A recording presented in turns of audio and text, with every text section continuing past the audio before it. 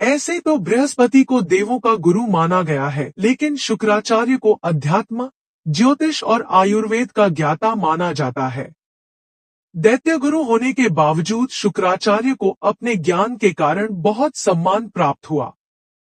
शुक्राचार्य ने संजीवनी विद्या प्राप्त कर देवताओं के लिए चुनौती खड़ी कर दी, क्योंकि देवगुरु बृहस्पति को भी यह विद्या नहीं आती थी। देवदानवों के बीच युद्ध में जो राक्षस मरते, शुक्राचार्य अपनी इस विद्या से उन्हें फिर से जीवित कर देते। देवता सोचने लगे कि क्या उपाय किया जाए। तब देवगुरु बृहस्पति ने अपने पुत्र कच्छ से कहा कि वो गुरु शुक्राचार्य का शिष्य बनकर मृत संजीवनी विद्या सीख कर आए। पर बृहस्पति जानते थे कि यह इतना आसान काम नहीं था। उन्होंने पुत्र कच्छ से कहा कि अगर वो कच्छ ने ऐसा ही किया और जाकर गुरु शुक्राचार्य का शिष्य बन गया। पिता की आज्ञा अनुसार उसने देवयानी को भी अपनी तरफ आकर्षित कर लिया। पर राक्षसों को यह बात पता चल गई और उन्होंने कच्छ का वध कर दिया।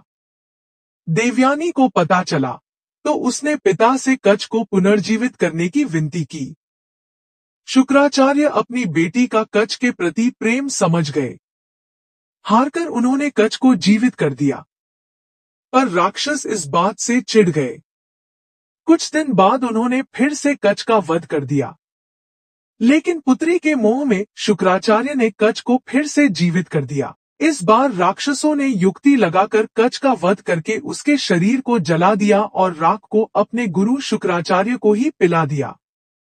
राक्षसों ने सोचा कि अब तो शुक्राचार्य चाहकर भी कच्छ की जीवित नहीं कर पाएंगे, पर देवयानी कच्छ के प्रेम में इतनी आसक्त थी कि वह पिता से किसी भी प्रकार कच्छ को जीवित करने की विनती करने लगी।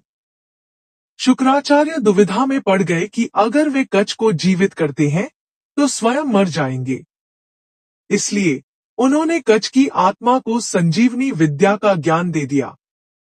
कच्छ को जैसे ही यह ज्ञान मिला, वह शुक्राचार्य का पेट फाड़कर बाहर आ गया और शुक्राचार्य मर गए। पर कच्छ ने अपने शिष्य धर्म का पालन किया और अपनी संजीवनी विद्या का प्रयोग कर शुक्राचार्य को जीवित कर दिया।